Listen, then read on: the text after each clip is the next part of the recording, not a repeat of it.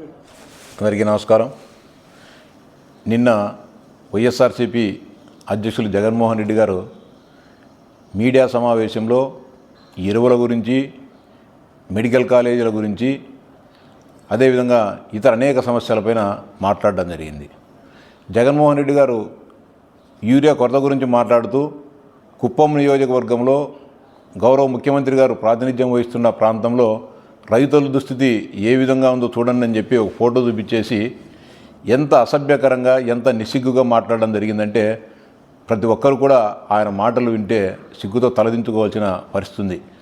అంతేకాకుండా ముఖ్యమంత్రి గారు, అదేవిధంగా వ్యవసాయ శాఖ మంత్రి గారు అచ్చెన్నాయుడు గారు ఇద్దరు కలిసి ఏదో ఒక బావి చూసుకొని బావిలో పడి సావమని చెప్పి మాట్లాడడం అంటే ఒక 5 సంవత్సరాలు ఈ రాష్ట్రాన్ని ముఖ్యమంత్రిగా పనిచేసిన వ్యక్తి నోటి నుంచి రావాల్సిన మాటలా అని చెప్పి ప్రశ్నిస్తా ఉన్నా.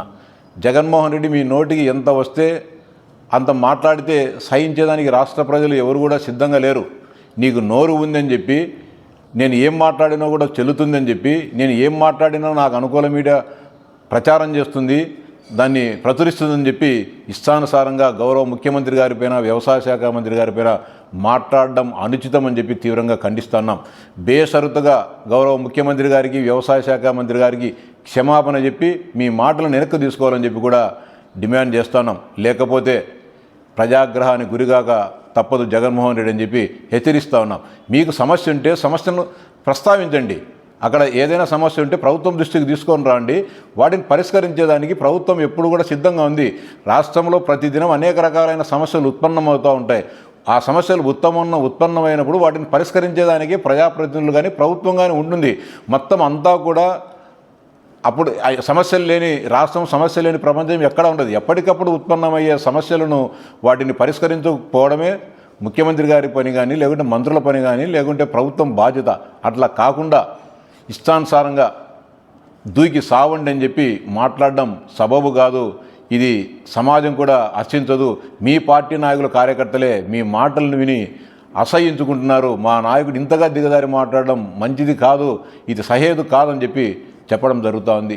అలాగే ప్రైవేట్ మెడికల్ కళాశాలకు సంబంధించి కూడా ప్రభుత్వ మెడికల్ కళాశాలను ప్రైవేటు వారికి అమ్ముకుంటారని చెప్పి దుష్ప్రచారానికి కూడా దిగడం జరిగింది. ఏ పీపీపీ మోడల్ అంటే తెలియదా? 5 సంవత్సరాల పాటు ముఖ్యమంత్రిగా పనిచేసావు. అంతేకాకుండా 1000 కోట్ల వ్యాపార సామ్రాజ్యాన్ని నిర్మించుకున్న నీవు పీపీపీ మోడల్ అంటే అర్థం కాని దుస్థితిలో నువ్వు లేవు జగన్మోహన్ రెడ్డి. కేవలం ప్రభుత్వాన్ని బదనాం చేయాలని చెప్పి, ప్రజలలో అశాంతిని రెచ్చగొట్టాలని చెప్పి నువ్వు చేసే ప్రయత్నాలు ఎవరు కూడా నమ్మరు. గౌరవ ముఖ్యమంత్రి గారు చెప్పడం జరిగింది, 17 కళాశాలలు అని చెప్పారు. ఎక్కడ కూడా ఖాళీ స్థలం ఇచ్చేసి ఇవన్నీ కూడా పూర్తి దీంట్లో కళాశాలలు ప్రారంభించమంటే ఎలా ప్రారంభించాలి, దానికి ఒక ప్రాతిపదిక కావాలి కదా అని చెప్పేసి ముఖ్యమంత్రి గారు స్పష్టంగా చెప్పడం జరిగింది. ప్రభుత్వ ప్రైవేటు భాగస్వామ్యంలో వాటిని ఏర్పాటు చేసేదానికి ప్రయత్నాలు చేస్తున్నామని చెప్పి ప్రభుత్వం చెప్పిన తర్వాత ఆ విధి విధానాలు రానియండి. అట్లా కాకుండా ఎవరైనా సరే పీపీపీ మోడల్లో ప్రైవేట్ ఈ మెడికల్ కళాశాలను టేకప్ చేసేదానికి వస్తే వారిని బెదిరిస్తూ నేను మళ్ళీ ముఖ్యమంత్రిని అయితే వాటన్నిటిని కూడా రద్దు చేస్తా అని చెప్పి, ఖబర్దార్ అని చెప్పి మాట్లాడడం జరుగుతోంది. స్పష్టంగా సూటిగా అడుగుతున్నా, పులివెందుల ప్రభుత్వ మెడికల్ కళాశాల మేము నిర్మించారు, భవనాలన్నీ పూర్తి అయ్యాయా? అక్కడ వచ్చిన ఎక్విప్మెంట్ అంతా వచ్చిందా? ఈరోజు కానీ మెయిన్ రోడ్డుకు 2 భవనాలు పూర్తి చేస్తేనే మెడికల్ కళాశాల అవుతుందా? దానికి వెనుకపక్క క్వార్టర్స్ పూర్తి చేశారా? హాస్టల్స్ పూర్తి చేశారా? విద్యార్థుల వసతి గృహాలు పూర్తి చేశారా? ఏమీ చేయకోకుండా 2 భవనాలను కట్టేసి అవి పూర్తి చేయండి, దాంట్లో క్లాసులు ప్రారంభించండి అని చెప్తారు. పులివెందుల పైన ఎలాంటి దురుద్దేశం ఈ రాష్ట్ర ప్రభుత్వానికి లేదు. మీకంటే ఎక్కువగా పులివెందుల ప్రాంత ప్రజలపైన ప్రేమ ఉంది కాబట్టే ఈడు వ్యవసాయ రంగం పురోగామి వృద్ధిలో పులివెందుల రైతాంగం ఉన్నారు. పెనుగొండలో మెడికల్ కళాశాలను శంకుస్థాపన చేశారు, అది పూర్తయిందే?